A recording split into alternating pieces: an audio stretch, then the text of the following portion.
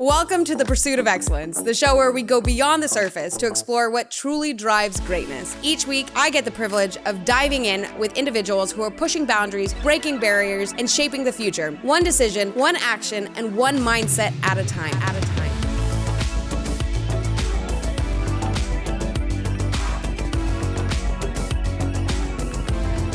Welcome to The Pursuit of Excellence. Are you ready to step up? The pursuit starts here. Today's guest is a powerhouse in the world of leadership development and athlete transformation. Morgan Jones is the founder of Athletes to Visionaries, a movement and coaching platform that equips athletes to lead with purpose long after the game ends. For over a decade, Morgan has guided rookies, pros, and retired athletes through mindset shifts that help them own their voice, trust their vision, and expand their impact, even when no one's keeping score. Morgan's message is clear.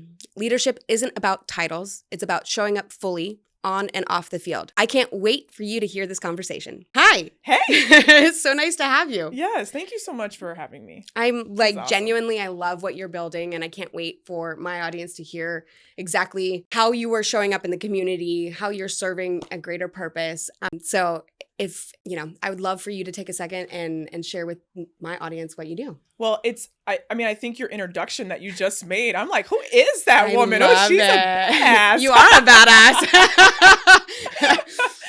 But for the past decade, I've worked in the athlete personal development space and really helping athletes evolve into visionaries of, what is your vision for your life? Yeah. Who are you beyond the game? Who are you on the court? And then really what is your leadership identity and your style? Yeah. And, I find through my own experience of being a former D1 and professional athlete and had, pursued excellence, if you will, for such a long time, and then getting to the end of that journey and quickly realizing that my identity was so narrow-minded. Yeah. And I didn't really know how to then expand my mind into the possibilities of who I could become, the contribution that I could give the world, and the impact that I could now have for the remainder of my life. I love it. So same. So I come out of the athlete world and I went through exactly what you talk about, where it's like, I didn't know what to do without a coach. I didn't know who I was. What am I going after? What am I supposed to be dry running? Like what playbook is available to me to pursue? And so the fact that there are so many athletes out there that go from retirement to just fumbling. Mm-hmm. It's what you're doing. So if you don't mind, I know I've seen through multiple of your interviews, you talk a lot about defining success. Yeah. So talk me through how you work through that with people. Yeah. Well, I love what you just said in terms of, you were that athlete, and you have all these built-in systems around you when you're an athlete. You have your coaches, you have the support staff, the nutritionists, the strength and conditioning, the teachers, the educators, the tutors. I mean, the list goes on. You're very supported and you're very held when you're an athlete. But every year, hundreds of thousands of athletes are asked to take a different path in life. Yeah. That either they're injured, their body breaks down, they're mentally, physically exhausted, or their eligibility is just up, or they weren't re-signed for a contract. And it can happen really abruptly. For many, it does. Yeah. Some plan better than others, but it's a very shattering experience to your sense of self. Yeah. And so when you think about success in a game, oftentimes that's always you're looking up at a scoreboard. Yeah. And you're going, at the end of every single 60 minutes that you play, if it's basketball, you know who won and lost. Mm-hmm. So you know how to define success based on that scoreboard. Agreed. How do you define success in life? How do you define success when now something that you care so deeply about, it was some relationship you had that you thought you would never lose, feels like it was almost stripped from you? And so when I work with my clients and I work with my athletes in my community, we're always working through that. My love, we can define this however you want. Yeah. This is a whole new blank canvas, if you will, on your new contribution to the world. And it's okay if we set down that athlete identity that did serve you so much when you were in it. Yeah. And it gave you so many incredible tools. But now you get the opportunity to take those tools, maybe even leave some of those tools and say, man, what now can I do to make an impact and feel a sense of meaning and purpose and contribution to the world? Yeah. Oh, I just got goosies because it's correlates to everything. Yeah. But, being a former pro, right? It's like what I talk about all the time is mastering the fundamentals. And so taking that strategy, those skill sets, that tool belt, and translating it to something new. Mm-hmm. Walk me through like that framework that you have to go through, especially from like the FUD factor. I call it the FUD factor, which is the fear, uncertainty, doubt, like the imposter syndrome. How do you embrace the level of excellence that you've achieved and then translate it to something new once you've defined that? So is there like the next steps? Yeah, that's a great question. It was a long-winded, so we can go anywhere with it. Yeah, no, that's good. That's good. Like how, like what, and essentially that is the work, that is the process that, whether you're an athlete trying to redefine what's next, or you're a business owner that's in transition, or, you're starting a new job, right? It's like, what is my framework? What is my strategy in order to reach my ultimate vision or goal?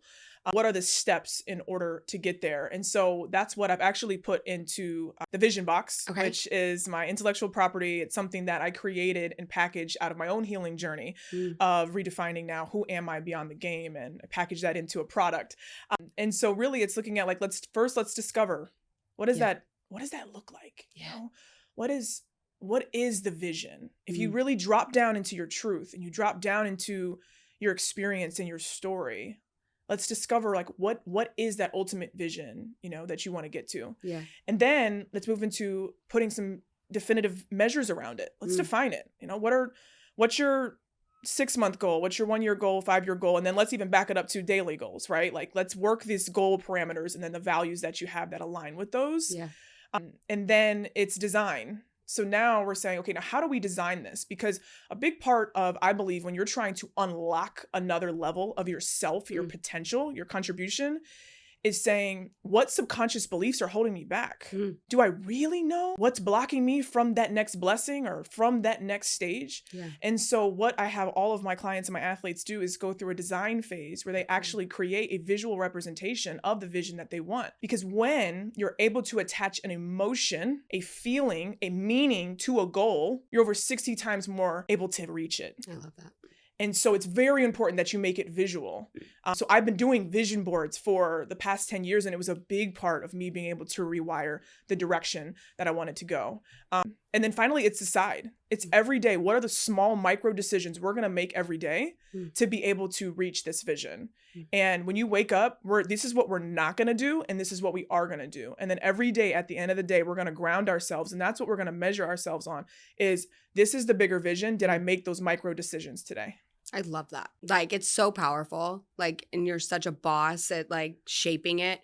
And then the coaching comes out, it's like, you literally have to define what comes next.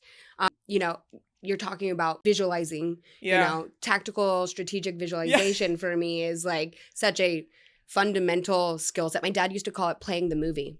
Like literally play the movie, pre-game, post-game, like the conversations, negotiations. We used it a lot. I used it a lot in consulting with professionals getting ready to have difficult conversations, getting ready to present, like go-to-market strategies, all of those things. So it's like translating that fundamental skill set, which is wild. So if we want to like get back to like science, back in the 80s and 90s, basketball was utilized for a lot of those visualization studies.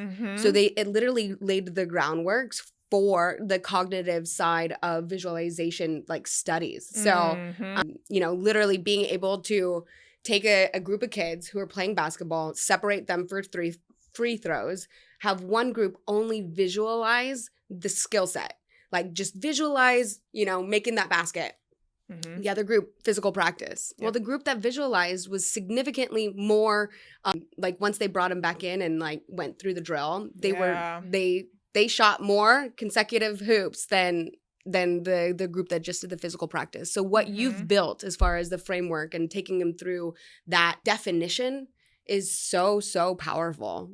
Like playing that movie, like how do you do it for yourself? Yeah. I mean, being able to sit at the table and go interview Michael Vick is a pretty darn cool like pivot, Yeah. So being put into that kind of playground, so to speak, how do you prepare yourself for things like that? So how I do it is I look at how can I systemize my soul, because my soul is here to express, and it's here for a reason, and the universe and God is trying to guide me towards my purpose and my direction and my path. And so there's a system that I have to ensure that my soul is grounded so that I can receive the blessings, that I can receive insight, that I can receive vision to be able to then, go to market strategies and how to make it a little bit better. And, sometimes it kind of feels a little bit crazy to me, the downloads that I get when I get in nature. I love that. When I quiet the mind, when I sit in solitude and silence. And also the times when I wrestle when I am in solitude. I think a lot of people want to always be on the platform, especially during this era with social media and just where we're going. It's always about like how many likes and, how many views and your insights on everything. And we don't often value the time when we're actually put into solitude and we're in that season, because we don't understand like what's actually being built and planted there for the platform that's coming. Yeah. And so I've been in many of those seasons, and I'm really grateful for them, because I've come on the outside with wisdom that no one else can argue. I've come up with product ideas that no one has. I've seen processes for people, for athletes, that they're like, how did you know that? How did you come up with that? I'm like, I can't tell you it's because I read a book and I was like, you know what? This was step 1, step 2, step 3, but that's how I do it. And that's how I help athletes do it, and high achievers and high performers do it, because we are very good at transactions. We're very good at being tactical, because that's what we needed to do in order to excel at a high level. And sometimes we undermine the value of the spiritual journey that we're on when we need new insights, or we need to unlock something, or, we're injured and we can ice it all we want, but can we actually get into the body enough and allow the body to do its work? Yeah. So I can go on and on about that, but a big thing is like really, really systemizing your soul in a way that it can continue to give insights to you in the direction for your life and your business and what have you. Yeah. I mean, what you just described for me is like getting into flow, right? Like the grounding side. I have a friend who's like a biohacking expert. Yeah. And so literally the getting into nature and just decompressing, silencing, the demons, wrestling your alligators, however you want to talk about. So my dad calls it, he's like, we're going to wrestle some alligators. I was like, oh, okay. I like that. Especially being in Florida, right? You got the alligators out here. You got to know how to do that. But, it's, the thing that I've also heard you say is talking about like pivoting to your purpose. And what you just talked about, having faith and the soul work that you're doing is like being of service. So talk to me a little bit about how you shape those conversations, or what that means to you. Yeah. Pivoting to your purpose. So for me, it was a challenging moment. Like I've seen the moments in which I was, again, short-sighted, very much in the mindset and embodiment of performance. And being a performance leader, I was good at. And moving into, okay, you're a performance leader. Got it. You can fill a stat sheet. You can make sure you hit quota. You can hit your quarterly goals. Yes. Woo! Yes. What is that? What is that thing? They just say winner keeps score, but I'm over here like, no. I'm yeah. I don't like, let me just go see what I'm capable of. Please. Basically, right? Yeah. And so there's like the performance leader I had, and then it's moving into how do you then lead people? And knowing that leading people is essentially just how you're influencing others in a positive direction or not a positive direction, right? So you have a performance leader. I had that. People leader. How am I influencing others? Then the platform leader is the third stage. So platform is saying, okay, I'm performing well.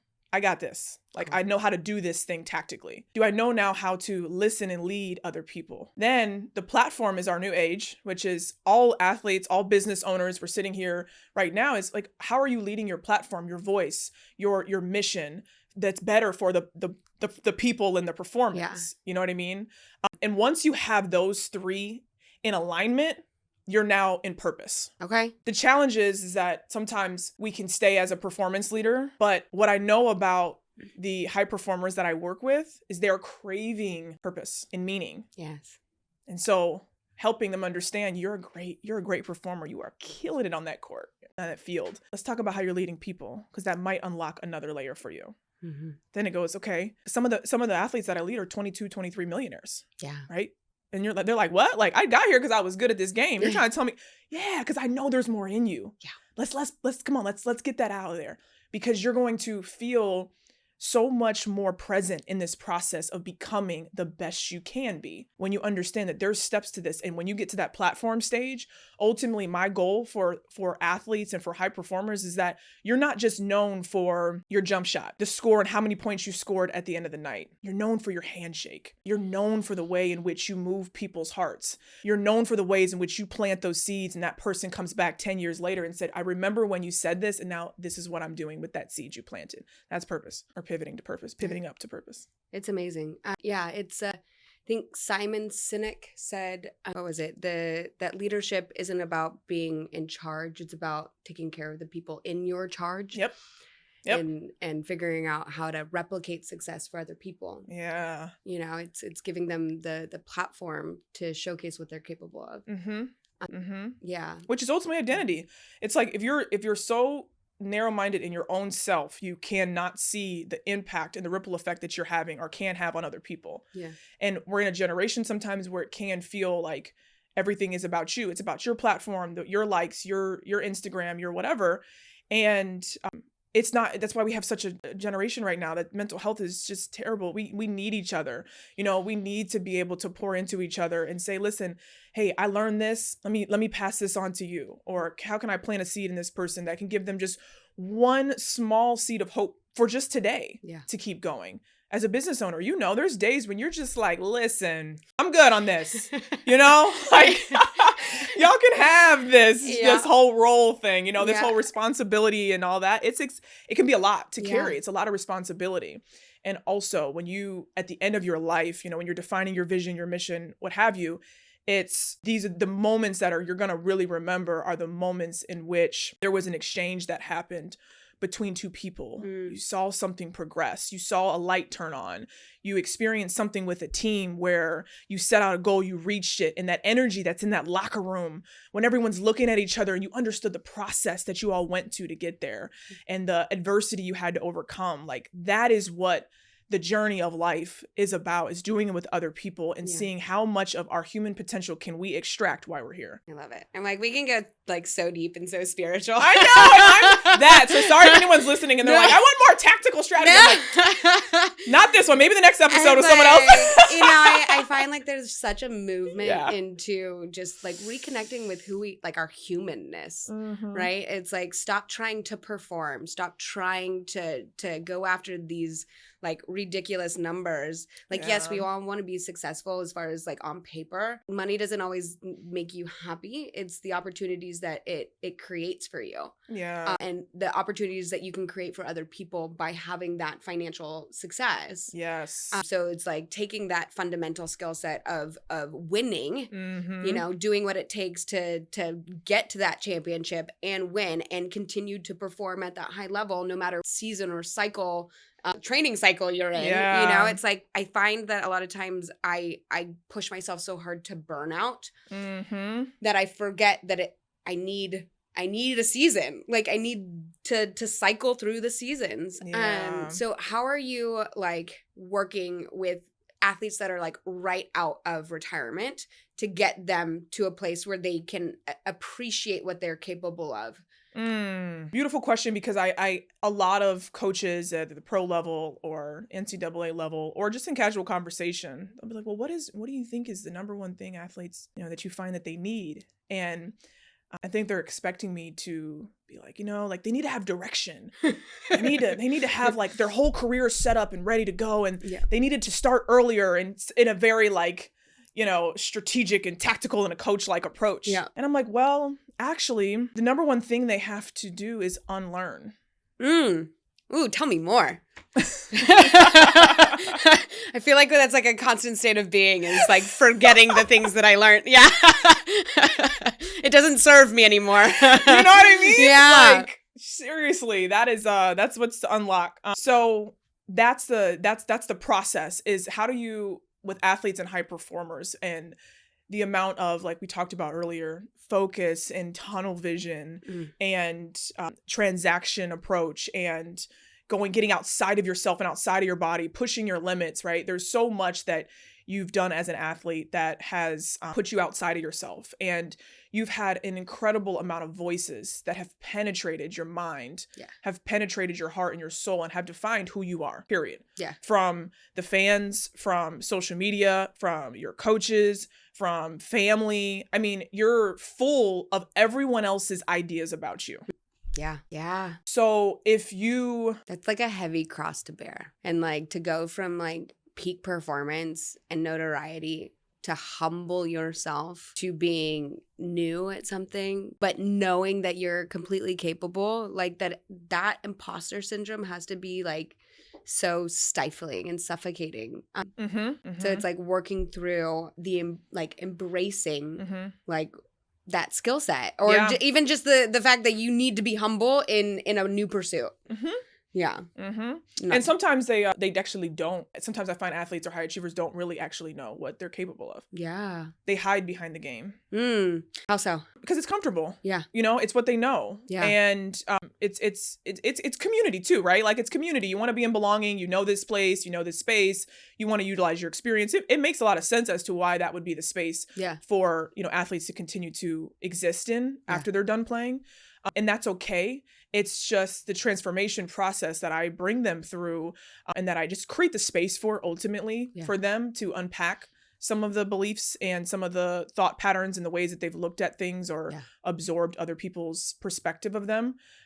That takes a transformation process. So helping them unlearn through boundaries, through forgiveness, through self-love, through value system, through connection, and then opening up their minds to the possibilities of what are your gifts. You know, that is recognizing your gifts is an every single day habit pursuit, if you will, is recognizing and then owning them and then feeling worthy of them. We live in a society where they want us all to feel like we're like each other. You know, they put systems in place so they can keep us going the same way.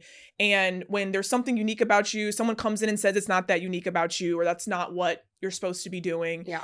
Just be like them and be like them and be like them. And thinking that you have gifts feels almost selfish. Yeah. Interesting. And we come in athletes, when you're in a team environment, a lot of what it is be selfless. Be selfless. Don't be about yourself. Don't be about yourself. And so I consider myself someone who reverse engineers that with love. And I love it. Let's go. Let's back that thing up. Let's actually make this about you right now, because I truly believe that if an athlete is in their fullness of knowing their value, knowing their worth, and then having a heightened perspective of their impact that they can have on other people, they're going to go into that team, that culture with a whole nother level of confidence with their teammates and how they're leading, where now they're saying, no. Like, I know who I am. And you know what? I actually see the potential in you too. Let's go. Let's do this. I love it. So you mentioned something about boundaries. Yeah. So I had this like brainchild that I eventually will create, but it's called Boundaries and Bullshit. And I want to pivot also because it's like there is no Oscar for being the biggest people pleaser. Woo! You know, there's literally like atta girls aren't going to get you anywhere. Like, you don't need to be doing anything for anybody else. Like, to your comment, like, show up as your fullest self. Like, pursue the things that set you like on fire. Yeah. Like, so that you can serve a greater purpose. Like, I think that's like the biggest thing that I like, learning what boundaries are, how to enforce them, like managing the bullshit in a proactive way. Like, and I'm going to just take it there because we haven't touched on it, but like being a female in male dominated sports or male dominated industries, especially being like a total boss. Yeah. How do you handle it? But also, how do you coach, you know, female athletes into like those roles, or like being able to handle those roles rather than like bringing, like, always fight with the idea that emotions like need to be checked, like, but like also that emotions are what drives you. So it's finding the balance of being female in the male dominated space and using it as a tool. Yeah, man. I know. I love the question, because I think we're still, as women, we're still figuring this out. Yeah. There's women that have been put in these spaces or have certainly earned every bit of it, but they're in these spaces and they're looking around and they're like, oh, wow, like I'm actually the only woman here doing this, you know? And that imposter syndrome comes up, and then you're realizing like the people that you're around really aren't that much smarter than you. And you're like, oh gosh, you know? Right? You're like, hi. Thanks. And so I think for me, like, it's more so about helping women understand the value of the masculine and the feminine energy. Because that's all we're talking about here is really the masculine and the feminine, and how to embody both.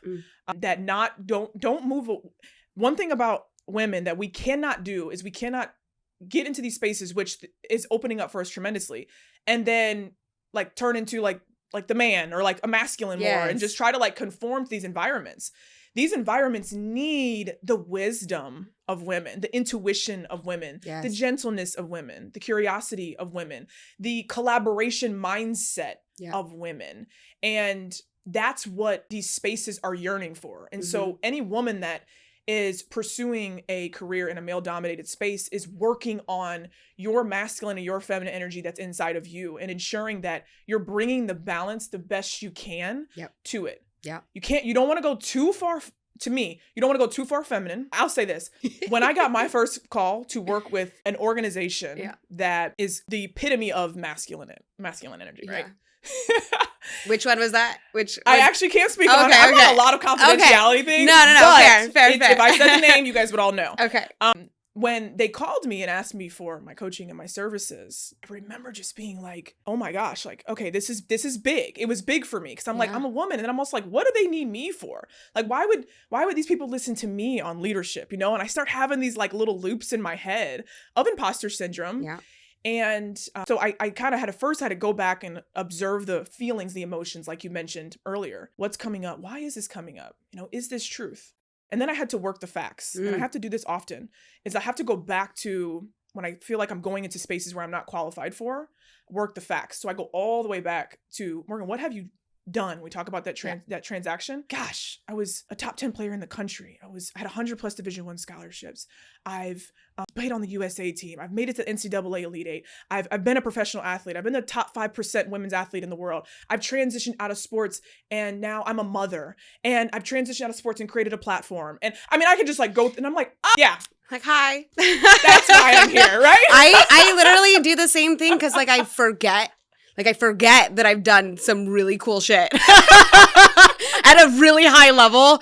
And I'm like, is it bad to toot my own horn? Yeah. Like, I'm like, hi. Like, oh yes, I was an All-American in sailing. Oh yes, I did hold records in swimming. Like, I did play Olympic development soccer. Yes. Like, I've done some really cool things. And like, yeah, it's wild that we have to like consistently like resume check so that we feel qualified in the room. Yeah. And it's like these guys don't even have that. Well, not to say that they don't. Right. But, you know, it's like the amount that we feel like we have to do in order to be in these spaces is wild. Yeah. So I've just gotten to a point where like I observe it because it comes up. Everyone still gets imposter syndrome, but then I work the facts backwards and I'm like, oh yeah, that's why I'm here. Duh. Yeah. And then it's like, just like go like forward. I'm just going forward on it. You know, I'll go in if it goes great, if it doesn't, whatever, I'll always improve. That's one thing I contribute a lot of my success to, is my ability to identify somewhere where I might have fell short and then just be better the next time. I don't quit. I don't stop. I might pause. Yeah.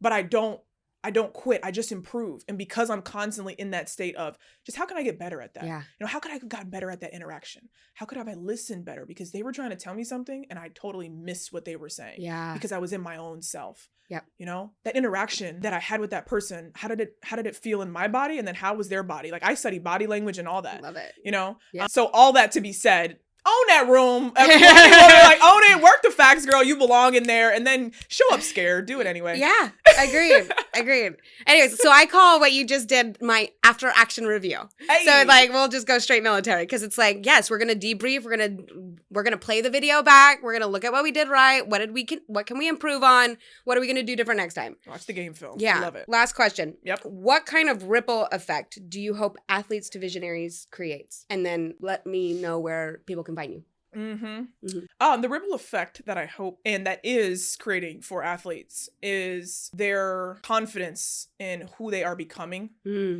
And a part of who they are becoming, in the pursuit of who they are becoming, becomes more clarity around their purpose and who they're here to serve and impact beyond what they do performance based. If I can have athletes feel a sense of purpose in knowing that their performance and what they're really good at serves people in their platform. That's success to athletes to visionaries. Because when they're in the mindset as they're already highly influential individuals, and when they can shift their identity, their mindset to really see themselves as leaders of others, and that their words matter, their actions matter, the way in which they show up for themselves and others matters in a way that's just unimaginable, then we're really creating just a more inclusive and a more trustworthy and collaborative world that we live in. So that's that. I love all my athletes, and I just love the work that I do. I can talk about it all day, and I think that's part of it. It's like when you're just in your flow, you're in your purpose. I don't wake up and never feels like work. You know, and I really hope that for every person. I really, really do. Just get so far into yourself so that you can get outside of yourself and really feel like you're living a life of meaning. I love, so like when I first got exposed to you and like the vision box. Like, so if you guys don't know, you need to look up what the vision box is because it's so applicable no matter if it's just, you know, school age girls or boys or, you know, athletes or corporate groups. Like it works in so many different capacities. Yeah, so. We've worked all the way from girls that are 7 or 8 and are just don't even know what it means to like, I love myself. I'm confident. I think all the way up to we've worked with Google. Wow. And executives and Pepsi. Yeah. With the same kit in the same framework. Yeah. It's just the messaging changes slightly, but it's all the same. Yeah. You know, like what are your values? What are your goals? You know, let's design it so we can get into our subconscious and let's anchor ourselves in gratitude, because gratitude is the common theme throughout life. Like if you can always come back to what you're grateful for, and you can get grounded in what's going right in your life, you will continue to start to see more things that are going right. Yeah. So yeah, it's been a blessing. And people sometimes are like, you're trying to tell me that this can serve little girls and then it also can serve senior vice presidents? Yeah. I know y'all ain't heard of that nowhere because everybody wants everything to be so niche. Right. And it's got to fit one specific person. But I'm really grateful for the download that I received during COVID to package that process and then distribute it to others. Amazing. Well, thank you for what you're doing. Thank you for being here. Where can people find you? Just Instagram, Morgan Jones Vision, and on LinkedIn, Morgan Jones Vision. Perfect. Yep. Amazing. Thank you for being here. Thank you for having me. This was fun. So much fun. Yes. Thank you for joining us on The Pursuit of Excellence. I'm your host, Tinja, and if today's conversation sparked something in you, don't keep it to yourself. Share it, reflect on it, and let it move you toward your own version of excellence. Remember, excellence isn't about being perfect. It's about showing up, growing, and choosing to push forward, even when it's hard. Until next time, keep pursuing what sets your soul on fire. Keep rising, keep redefining excellence on your terms.